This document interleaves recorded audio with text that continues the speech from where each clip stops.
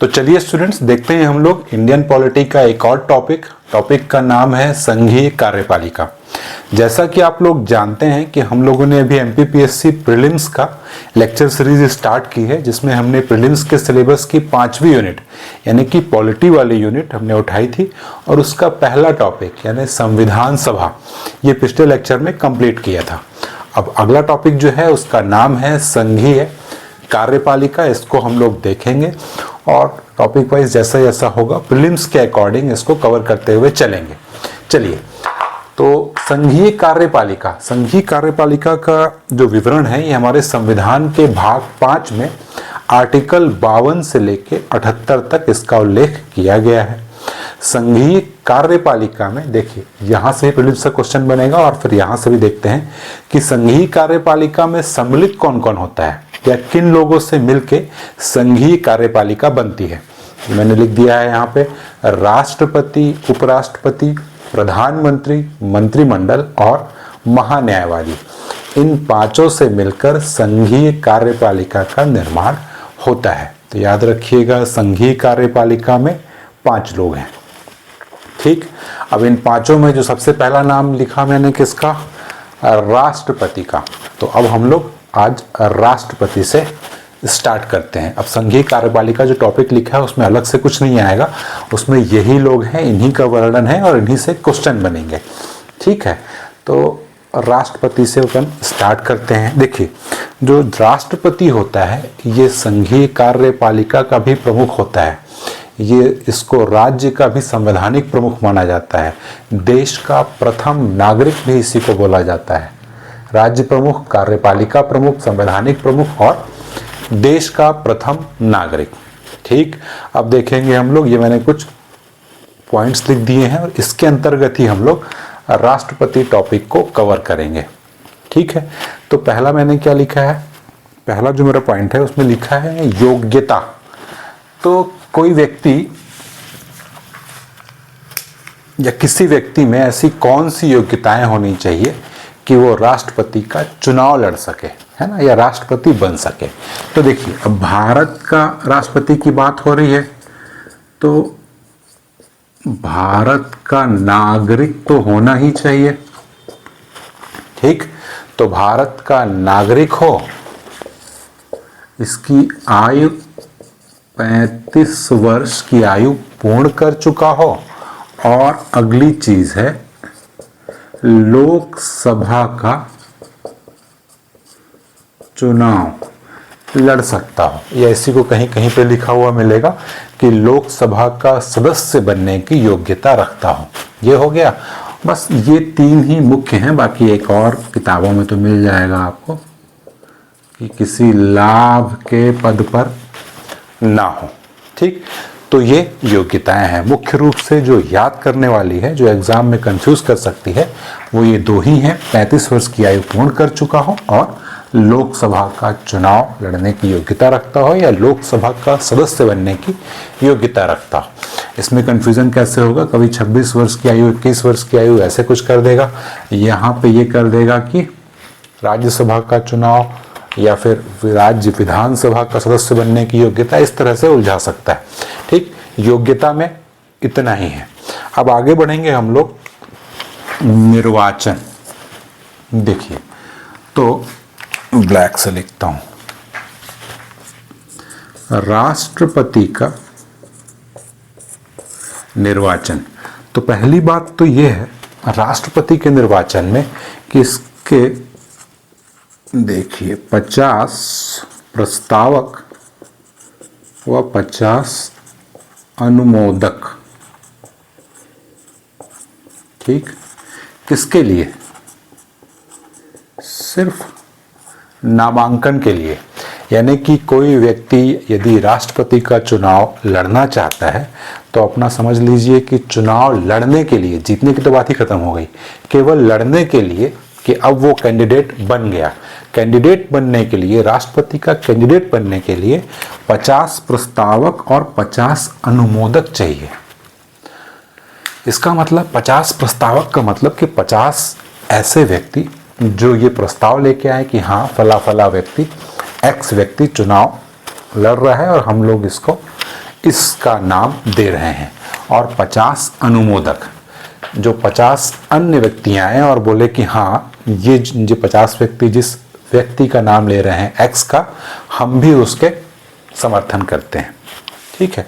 अब ये 50 प्रस्तावक 50 अनुमोदक कौन होंगे? तो ये 50 प्रस्तावक और 50 जो अनुमोदक हैं ये वही लोग होंगे जो राष्ट्रपति के चुनाव में भाग ले रहे हैं। और राष्ट्रपति के चुनाव में आम जनता यानी हम लोग भाग नहीं लेते हैं। तो ये कौन हुए? अभी आगे बताऊंगा कि कौन लेते हैं, लेकिन ऐसा समझ जाइए कि ये लोग कौन होंगे, या तो ये सांसद होंगे और नहीं तो ये विधायक लोग होंगे। ठीक। तो 50 सांसद विधायक मिला के भी हो सकते हैं कि जो प्रस्तावक हो, और फिर 50 सांसद विधायक मिला के, या अकेले विधायक हो या अकेले सांसद हो, तो उसका नामांकन भर जाएगा पर्चा कि हाँ भैया ये व्यक्ति एक्स व्यक्ति राष्ट्रपति का चुनाव लड़ रहा है। ठीक।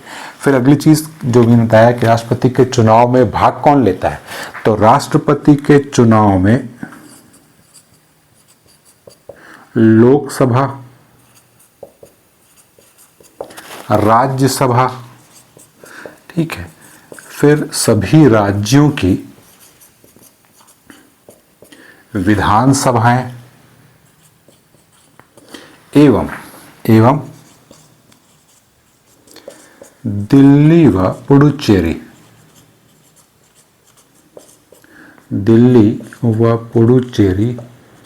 विधानसभा के कौन से सदस्य? केवल निर्वाचित सदस्य ही भाग लेंगे। तो वही हुए, यानी कि सांसद और विधायक ही वोटिंग कर रहे हैं इसमें। तो लोकसभा व राज्यसभा के कौन से सदस्य? निर्वाचित सदस्य।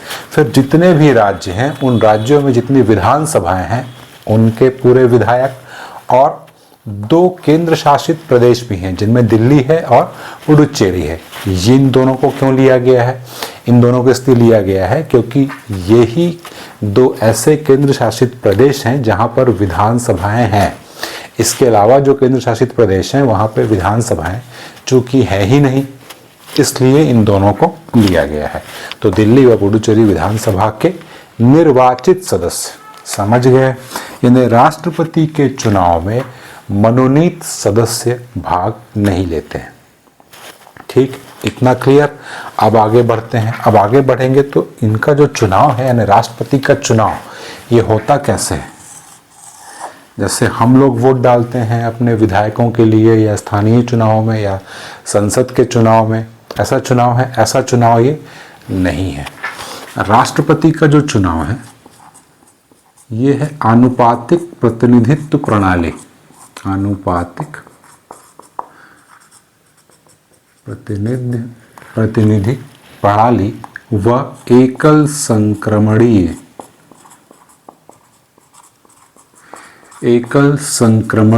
मत पद्धति द्वारा इनका चुनाव होता है। ठीक, चुनावों का प्रणाली का नाम क्या है? आनुपातिक प्रतिनिधित्व प्रणाली द्वारा एकल संक्रमणीय मत पद्धति से। आनुपातिक प्रतिनिधित्व प्रणाली का मतलब क्या है? देखिए, इंग्लिश में इसको बोलते हैं प्रोपोर्शनल रिप्रेजेंटेशन। इसका मतलब ये है कि हमने देखा अभी कि यहाँ पे राष्ट्रपति के चुनाव में भाग कौन ले रहा है? लोकसभा राज्यसभा के सदस्य और राज्य की विधानसभाओं के सदस्य, यानी कि सांसद और विधायक। अब चूंकि हम लोग जानते हैं कि सांसद का जो चुनाव क्षेत्र होता है वो बड़ा होता है और विधायक का तुलनात्मक रूप से छोटा होता है, तो बड़ा चुनाव क्षेत्र होगा तो वहाँ जनसंख्या ज़्यादा होगी, है ना? तो सांसद के मत का मूल्य विधायक के मत के मूल्य से अधिक होगा। अनुपातिक, इसी को बोला गया है अनुपातिक, कि जो अधिक जनसंख्या का प्रतिनिधित्व कर रहा है उसके मत का मूल्य अधिक होगा, क्योंकि आनुपातिक रूप से उसकी जनसंख्या का प्रतिनिधित्व जो है वो अधिक है। बस इतनी ही बात है और कुछ नहीं है। अनुपातिक प्रतिनिधित्व का मतलब ये है कि सांसदों के मतों का मूल्य विधायकों के मतों के मूल्य से बड़ा होगा या अधिक होगा। और दूसरी चीज है एकल संक्रमणिक मत पद्धति है। एकल संक्रमणीय मत पद्धति का मतलब, इसको इंग्लिश में बोलते हैं सिंगल ट्रांसफरेबल वोट सिस्टम। इसमें क्या होता है, अब चूंकि एक चीज और है राष्ट्रपति के चुनाव में कि राष्ट्रपति को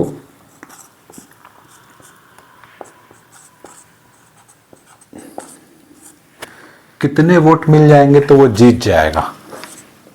तो राष्ट्रपति के लिए जो विजयी वोट की संख्या है वो कुल मत बटे 2 + 1 है, यानी इसी को बोलते हैं 50% + 1।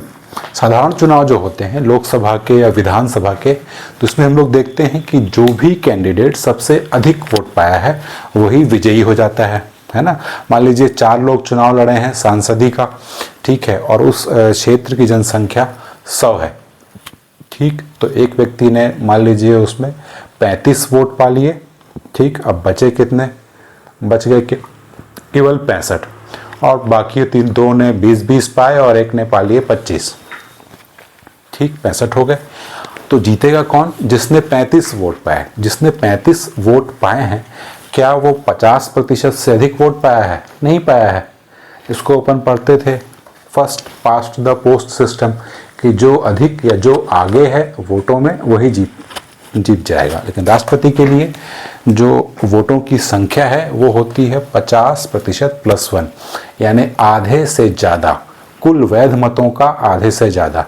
अब ये कैसे होगा, इसके लिए भी एक प्रणाली है कि जो कम वोट पाता है, सबसे नीचे जो रहेगा, इनमें जितने भी प्रतिनिधि हैं उसमें सबसे ज़्यादा, या सबसे ज़्यादा बोल रहा हूँ, सबसे कम जो वोट पाया है उसके वोट फिर से इनमें डिवाइड किए जाते हैं। उसकी एक अलग प्रणाली है, अलग पद्धति है, उसको यहाँ पे डिस्कस नहीं करेंगे, उसको मेंस का जब पढ़ेंगे हम लोग राष्ट्रपति, वहाँ पे कर लेंगे। अभी केवल इतना समझ लीजिए कि राष्ट्रपति का चुनाव कैसे होता है, अनुपातिक प्रतिनिधित्व प्रणाली द्वारा, एकल संक्रमणीय मत पद्धति से। राष्ट्रपति को कितने वोट पाना होता है, तो उसको कुल वैध मतों का बहुमत कह सकते हैं, या कुल वैध मतों के 50% से अधिक, ठीक है। अब आनुपातिक प्रतिनिधित्व प्रणाली है, तो कोई पूछता है आपका कि भारत में राष्ट्रपति का जो चुनाव है क्या ये प्रत्यक्ष चुनाव है, तो प्रत्यक्ष नहीं है, क्योंकि हम लोग वोट डाल रहे हैं क्या, अपने को तो वोट डालने का मौका नहीं मिलता है। इसमें विधायक और सांसद ही इसमें वोट डाल रहे हैं। इसलिए ये जो चुनाव प्रणाली है राष्ट्रपति की, ये अप्रत्यक्ष चुनाव द्वारा राष्ट्रपति का चयन किया जाता है, ऐसा समझ जाएंगे। अब अगली चीज ये हो गया निर्वाचन, ठीक। अब निर्वाचन के बाद आगे बढ़ते हैं हम लोग शपथ, कि राष्ट्रपति मान लीजिए चुन लिए गए, अब इनको शपथ कौन दिलाएगा, तो इनको शपथ दिलाएंगे सुप्रीम कोर्ट के चीफ जस्टिस, है ना। उच्चतम न्यायालय के जो मुख्य न्यायाधीश हैं वो दिलाएंगे, और या फिर चीफ जस्टिस अगर नहीं है तो इनकी अनुपस्थिति में कौन दिलाएगा, जो सबसे सीनियर मोस्ट जज होंगे, ठीक है, वरिष्ठतम न्यायाधीश जो हैं ये इनको शपथ दिलाएंगे। ये पॉइंट याद रखिएगा, ये शपथ में भी फिर लोग कंफ्यूज हो जाते हैं, ठीक। तो ये हो गई शपथ। अब अगला कार्यकाल, तो ये तो सभी लोग जानते हैं आप लोग कि राष्ट्रपति का कार्यकाल कितना होता है, 5 वर्ष तक होता है, और 5 वर्ष के बाद भी वो अपने पद पर रह सकते हैं जब तक कि नया राष्ट्रपति चुन करके ना आ जाए, ठीक। फिर अब कार्यकाल हो गया, अब त्याग पत्र, तो राष्ट्रपति अपना त्याग पत्र उपराष्ट्रपति को सौंपते हैं, ठीक। और राष्ट्रपति मान लीजिए कार्यकाल के दौरान ही राष्ट्रपति की मृत्यु हो जाती है, या फिर उनका निष्कासन हो जाता है, या बीच में ही वो त्यागपत्र दे देते हैं, तो उनकी जगह कौन लेगा, उपराष्ट्रपति लेंगे। और मान लीजिए उपराष्ट्रपति के साथ भी कोई दुर्घटना हो गई इस तरह की, तब कौन लेगा, तब सुप्रीम कोर्ट के चीफ जस्टिस लेंगे। उनके साथ भी कुछ हो गया या उन्होंने मना कर दिया, तो फिर यहाँ पे आ जाएंगे, यानी कि वरिष्ठतम न्यायाधीश की जगह पे, ठीक। अब देखते हैं हम लोग हटाने की प्रक्रिया। देखिए हटाने की प्रक्रिया, मिटा देता हूं इसको, फिर अपन आगे बढ़ते हैं इसमें। देखते हैं हम लोग राष्ट्रपति को हटाने की क्या प्रक्रिया है। तो देखिए राष्ट्रपति को क्या देख रहे हैं हम लोग, हटाने की प्रक्रिया। राष्ट्रपति को जो हटाने की प्रक्रिया है, इसका नाम महाभियोग है, ठीक। इंग्लिश में इसको इम्पीचमेंट बोलते हैं, इम्पीचमेंट। और इम्पीचमेंट का वर्णन है आर्टिकल 61। ठीक है, आर्टिकल 61 में राष्ट्रपति को हटाने की प्रक्रिया का वर्णन किया गया है। राष्ट्रपति को हटाने का एकमात्र आधार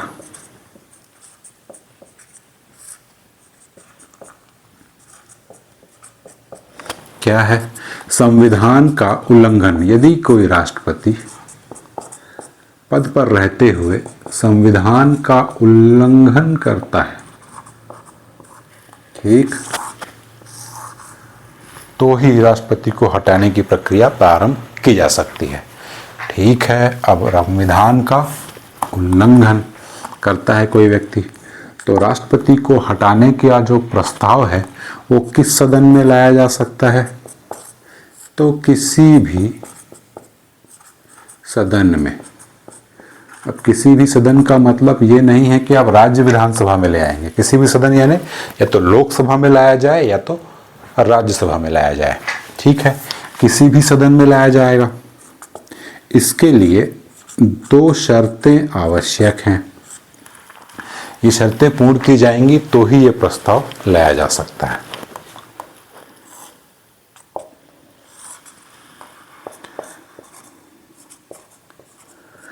जिस भी सदन में ये प्रस्ताव लाया जाना है या लाया जा रहा है, तो उस सदन के 1/4 सदस्यों के हस्ताक्षर, यानी लोकसभा में लाया जा रहा है तो वहाँ के 1/4, और राज्यसभा में अगर लाया जा रहा है तो वहाँ के 1/4 सदस्यों का हस्ताक्षर चाहिए। ये पहली शर्त। और दूसरी शर्त है कि इस प्रस्ताव के बारे में 14 दिनों की पूर्व सूचना दी जाए। किसको? जिसके विरुद्ध ये प्रस्ताव लाया जा रहा है, यानी कि राष्ट्रपति को भी इसकी सूचना होनी चाहिए कि भैया आपके विरुद्ध ये लाया जा रहा है। मान लीजिए दोनों ही शर्तें ये पूरी कर ली जाती हैं, तो अब क्या होगा? अब जिस भी सदन में ये मान लीजिए दोनों शर्तें पूरी कर दी गई, तो उस सदन के कुल सदस्य संख्या के 2/3, ठीक, उस सदन के कुल सदस्य संख्या के 2/3 सदस्यों के इसमें हस्ताक्षर या 2/3 सदस्य जो हैं इस प्रस्ताव के समक्ष में वोट कर दें, तो ही ये आगे बढ़ेगा। अगर नहीं कर पाए तो ये समाप्त हो जाएगा। ठीक है, अब ये तो यहाँ पे हो गया इतनी बात कि 2/3 सदस्य। फिर ये अगले सदन में जाएगा। ठीक, अब दूसरा सदन क्या करेगा? दूसरा सदन चाहे तो जांच करवा सकता है। अब जांच वो देख ले, जैसा भी होता है। मान लीजिए जांच सही पाता है तो दूसरा सदन भी कुल सदस्य संख्या के 2/3 से इस प्रस्ताव को पारित कर देता है। तो जैसे ही ये पारित होगा, राष्ट्रपति उसी क्षण सेवा मुक्त हो जाएंगे। ठीक, तो ये प्रक्रिया थी महाभियोग की। ठीक है, अब महाभियोग में कुछ इंपॉर्टेंट फैक्ट्स बनते हैं, जैसे कि महाभियोग की प्रक्रिया जो है, तो इसमें हम लोगों ने देखा कि यहाँ पे एक सदन यानी कि लोकसभा लोकसभा और राज्यसभा, यही 2 सदन हैं, यही दोनों राष्ट्रपति को हटा दे रहे हैं। और जबकि चुनाव में राज्य विधानसभाओं ने भी भाग लिया था, तो यहाँ पे क्या हुआ कि राज्य विधानसभा जो है इस प्रक्रिया में भाग नहीं लेती। कोई भी राज्य विधानसभा, दिल्ली, पुदुचेरी, सब, केवल 2 ही इसमें सदन भाग ले रहे हैं, लोकसभा व राज्यसभा।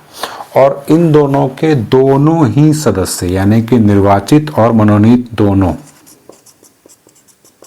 जबकि चुनाव जब देखे थे हम लोग तो उसमें केवल निर्वाचित सदस्यों ने ही भाग लिया था, और यहाँ पे मनोनीत सदस्य भी राष्ट्रपति को हटाने की प्रक्रिया में भाग लेंगे।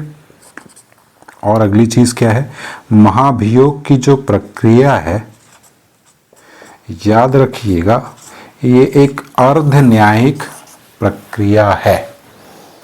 ठीक है, अर्ध न्यायिक प्रक्रिया। ठीक, तो चलिए